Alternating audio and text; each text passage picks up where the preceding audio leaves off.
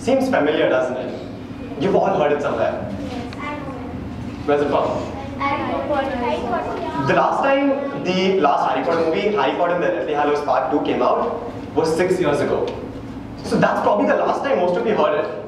Imagine all that's happened in your life in the past 6 years, and yet all it takes is a 10-second clip of a mere background score for you to immediately remember where it's from. This, if nothing else, shows us how a fictional universe can actually seep into the finest parts of our body. Even those of us who don't actually consider ourselves fans of Harry Potter per se.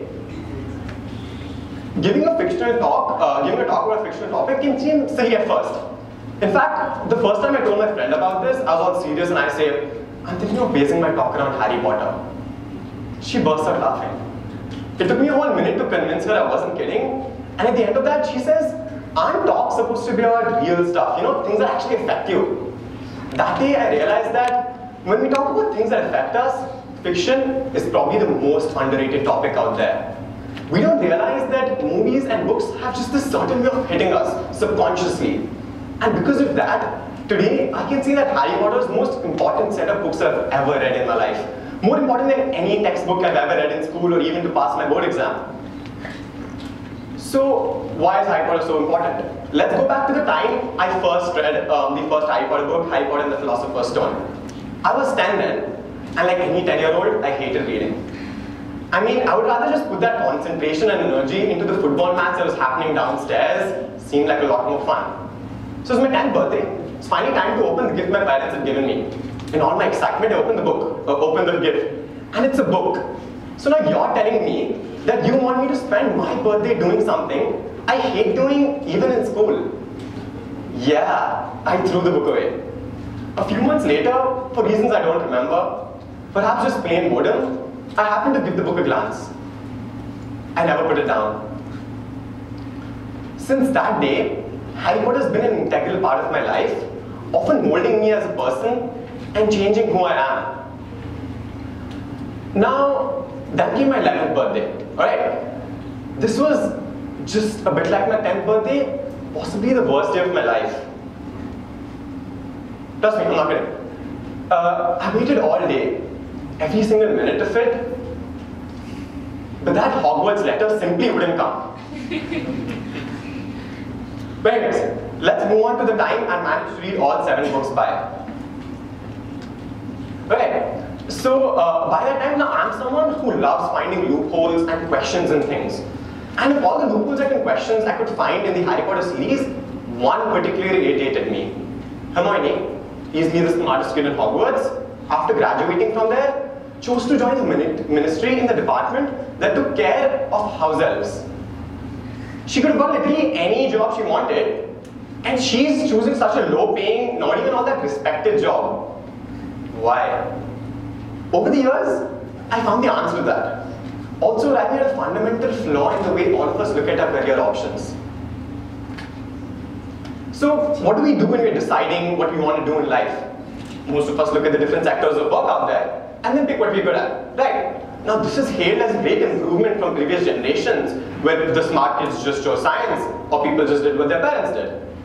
Although, there are a few of us who, instead of doing that, look at the different sectors of work we're good at, and then pick what we actually like. With an increasing number of movies like 3 Idiots and all these motivational speakers talking about following your passion and doing what you love, the number of people that are doing this is increasing every year. And this is a great improvement in terms of thought process. But I say, it's still a bit flawed. I mean, if Hermione looked at the different sectors of work she was good at, taking care of households would have probably never made the list. She was just good at so many things. I say, let's switch things around. Instead of picking what we like from a list of things we're good at, make a list of things you like, and then pick what you're good at. Now, most of you might say that my lists are pretty much the same. I mean, good, like, same thing, right? And right now, they probably seem like they are. But that's simply because right now, these lists are as flawed as they could get. Most of us in school, everyone around me, has already decided what they want to do in life. Where they want to go to college, I want to be a scientist, or I want to be a physicist. And that's amazing. Until that very guy who's told me this comes up to you the next day and starts complaining about how physics class and physics homework is the most boring thing in the world. I don't care if your teacher is worse than Snape or your chemistry labs is so bad you'd rather have class in the dungeons. If physics class isn't the most favorite part of your day, I refuse to believe that that's your true passion. We're not even 18 and you're telling me we're all decided on what we want to do for the rest of our lives. That's the biggest piece of nonsense you'll ever hear.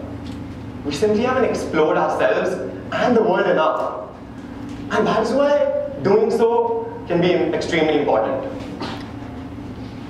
Now, they say, there's a very famous quote where they say that everyone's got that one thing they're amazing at.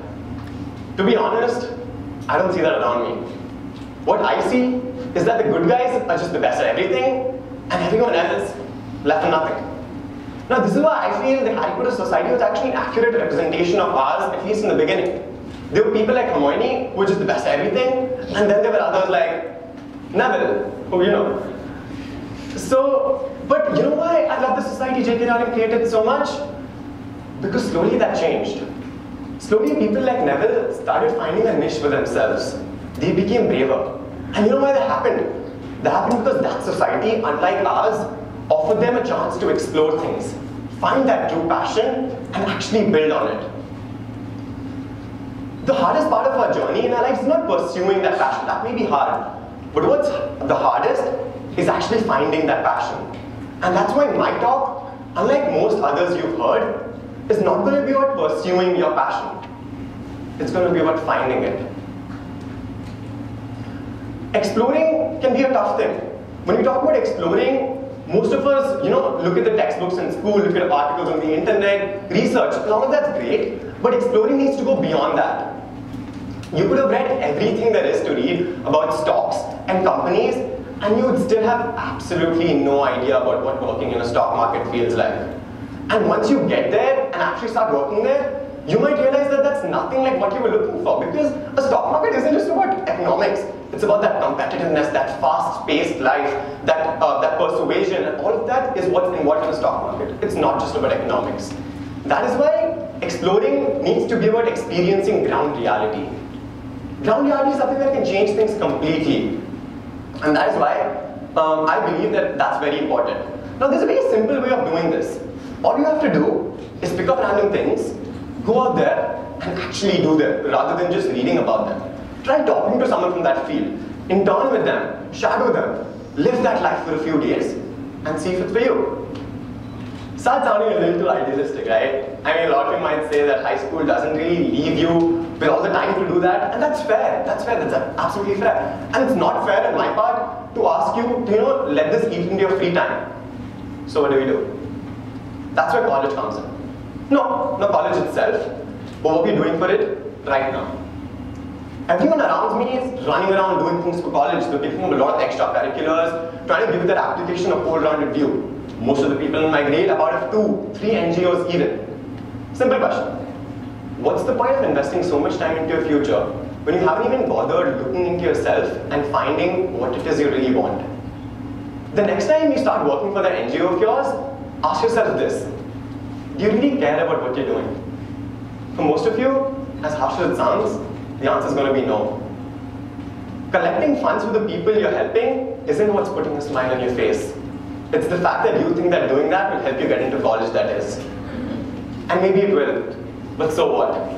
What's the point of getting into MIT if only once you get there, you realize that you hate it there because that simply isn't your thing? Right now, this might sound like an absurdity. I mean, who would hate MIT, right? But let's look at the facts. Dropout rates are rising every single year. We're also consumed in this race to finish first. I say, pause. Take a breath.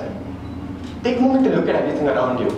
Understand everything around you. Run. But only once you're sure you're actually running on the right track. So the next time you sit down to do all these extracurriculars, try investing that time into exploring options and picking what suits you best. It's time you start prioritizing life over college. Now, going about this process, like I said earlier, can be pretty complicated. The world's huge. The number of options out there are terrifying. You might ask, Sanskar, how are we supposed to explore every single option out there? That's not a possibility, right? This is where you need to keep in mind that when you're choosing a profession, you're not just choosing that. You're choosing a lifestyle. If you're going to invest so much of your energy, so much of your life into that profession, you might as well make sure that it fits the strongest of your personality traits. Let me give you an example. My mom today is 46 years old and she runs the family business. Having majored in accounts, maths been her thing all her life. She's always been amazing at maths. I was talking to her a few months ago and she told me that her knowledge in finance probably isn't her biggest contribution to business. Anyone with an accounts major can tally balance sheets. So what really is it? She told me that she realized that at 46 years of age, her organizational skills were probably her biggest contribution to the business. Unlike my dad or the rest of the family, she's someone who's really good at setting deadlines, planning things, and just making sure they run smoothly. And funnily enough, she loves doing that. Nothing makes her happier than seeing a perfectly organized thing running smoothly. Now, all her education and math probably had nothing to do with this. So what really sparked her love for this that she's today converted into a $1 million business. When she was young, she loved organizing her cupboard. Nothing made her happier than a clean and tidy room. And I'm facing the bad effects of that whenever I throw my books around. But anyways, she actually managed to convert that love into a career. Now you might say that all of this happened luckily for her, all of it happened subconsciously for her. But what if we actually put in thought and tried identifying things of ours like this? I'm sure at the surface, all of us see things like math. But maybe if we dig deeper, we actually find things we can actually make a career out of and love doing. All we have to do is find a job that fits our personality. Let me give you a few more examples. Now, let's say you're someone who wants to come back from school, wants to come back from work, and just take your mind off it. Relax for a while. Maybe something 9 to 5 is for you. But say you're the opposite of that. You're fine with your work completely consuming you, and if it's you're fine with that being on the top of your head at every single moment. Look at something like entrepreneurship. Let's say you love crises. Nothing gives you more of a high than an unexpected challenge, and you're fine with staying up till night till 4 a.m. and working on that. Look at something like crisis management. Now, something I have to point out here is that if taking care of people is your thing, there's nothing wrong with wanting to be a homemaker. You want inspiration?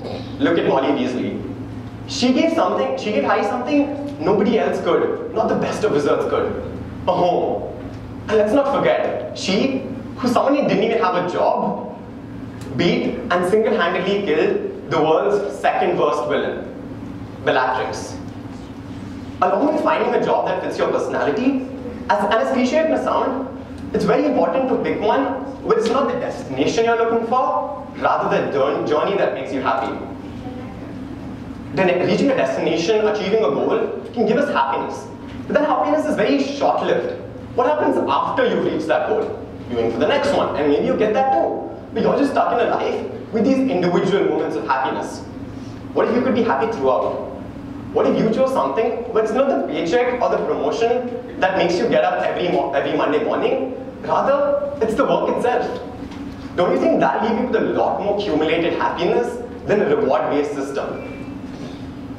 After all of this, if there's one thing that Harry Potter's taught me, it's that sometimes you just need to go for it. Every time we step out there, step out of our comfort zones, we're bound to be extremely anxious. But trust me, there's absolutely nothing wrong in being terrified as long as you remember to feel the fear and do it anyways. In his first flying class, Harry had never seen a flying broomstick before. And yet, when Malfoy stole Neville's Remember All, launched on his broomstick and went away, Harry didn't think for a second before climbing up onto his and chasing Malfoy. Had he never have done that, had McGonagall never have spotted him do that, she would probably never have discovered Harry's raw talent for Quidditch. Something that became such an important part of his life later on, all started from that one moment where he just decided to go for it. Our society is one that's very protective and restrictive of its children. And that's another reason why I love the society J.K. Rowling created so much. There, nobody stops you from giving you 100%. Falling a broomstick from 100 feet in the air in a ground full of Dementors does not mean that people come up to you the next day and ask you to play softer or be less aggressive. At the age of 13, you're exposed to boggles. creatures that literally take the form of your worst fear. Every single day, you deal with spells and potions that can actually harm you. That's the best kind of exposure you can ask for. Because once you go out there, graduate out of college, in that world, nobody's going to protect you. So why stop yourself from going out there today and giving it everything you've got? A few years ago, when I was in 9th grade, my mom attended the speech by the current Indian football team captain, Sunil Chhetri. Now, in those past 6 years, I'd come off 2 injuries, both on separate occasions, once on my left ankle and once on my left elbow. And both of these had come playing football. Now, like any typical Indian mother would, she told Sunil Chhetri about this and asked him what she should do about it to stop me from doing stuff like this. This was his reply: nothing. If my kid came back home from a game with a broken bone, I would be the proudest dad ever. Because that shows that he's giving the game everything he's got. And that aggressiveness and passion to win is rare and amazing. The world's unmarked territory. I, for one, am uncertain about my future. I'm sure that most of you are too. But stepping out boldly, out of our comfort zones, is the best thing we can do to ourselves at this point. I, for one, know that I'm someone who's going to end up regretting the things I don't do more than the things I do. And if I'm going to spend another 70 years on this planet, I might as well spend it doing something I love every single second of. And as for right now, if Harry can go hunting for the scattered soul of an evil dark lord, who says we can't go out hunting for our true passion? Thank you.